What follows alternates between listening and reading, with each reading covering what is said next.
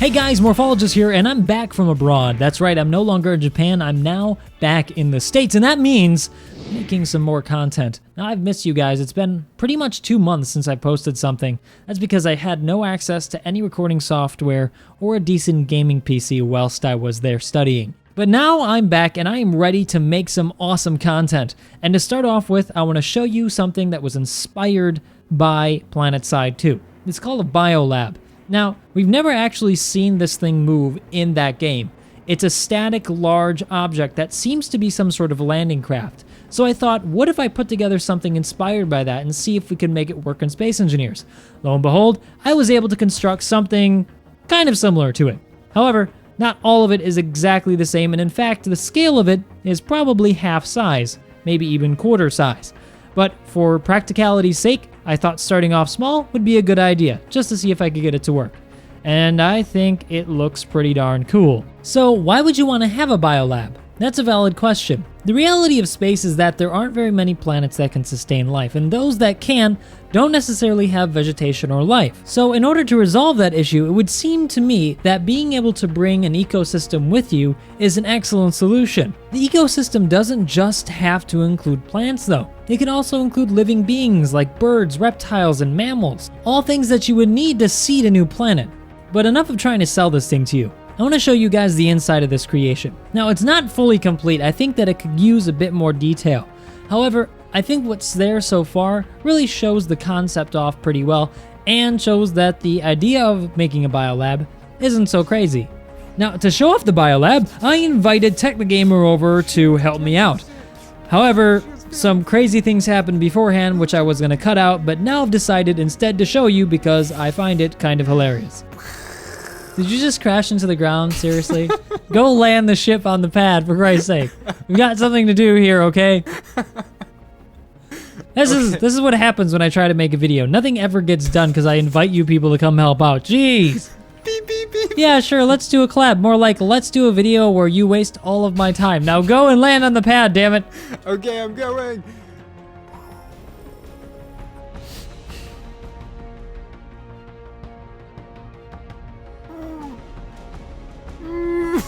Whoa!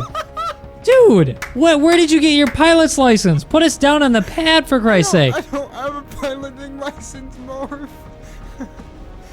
I'm sure you do. In fact, no, I'm actually almost positive you don't. Actually, JT gave it to me. Oh, that explains things. Now land this thing. Let me out. Okay. Get out. Okay, now that we're here, and we're safely being the keyword, on the biolab landing pad, we're gonna go take a look at the inside of this thing finally. Tech's gonna join me, Tech the Gamer. Please welcome to the channel. This is the first video he's really done with me. He also has his own channel, so be sure to check his channel out in the comment section after the video. Not before or during. Not the comment section, Morph. Oh yeah, you're right. Yeah, okay, description. Sorry about that. Anyway, so here we're gonna enter in the thing you're gonna see immediately is the assembler and the refinery. This is the area where you're going to be able to put together stuff. It's a staging area, or you can also fix your ship, put parts in there and whatnot and so forth.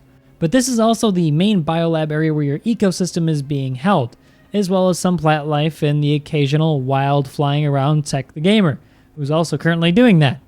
Now in the middle, you'll notice something pretty cool looking. That's actually the back end of a Titan engine, which is running the entire height of this biolab. It also serves as a pretty cool looking SCU if you've played Planetside 2.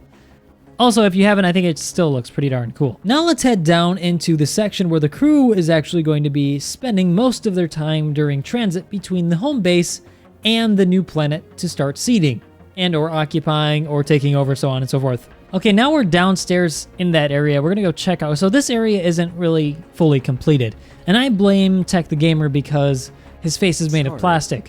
Anyway, plastic faces, those really are distracting.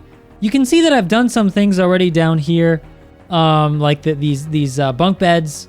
These are for crew, and it's, like I said, not fully complete. I probably want to make it like a captain's area, and as well as an actual lab area, and a relaxation, watch TV sort of area, rec room, if you will.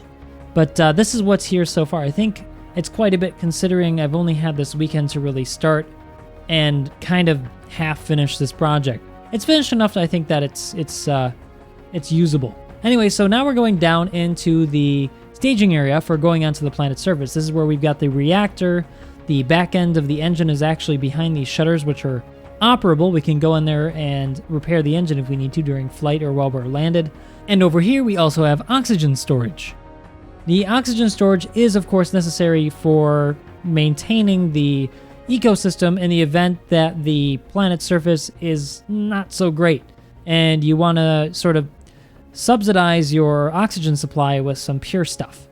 Anyway, so this is a lowering platform which has a nice button which you can use to lower yourself onto the surface. Now, once it gets down to the surface, you can also get back up simply by pressing the button on the pad, and that's why I installed it here. Here you can see the engines on the bottom. We're pretty far actually from the surface of the planet, and that's why we need these to drop down. Originally, I was thinking of doing ramps like on a real biolab in Planetside 2. However, couldn't really get them to work because it's on a diagonal, and I've got the arms on the orthogonal part of the ship.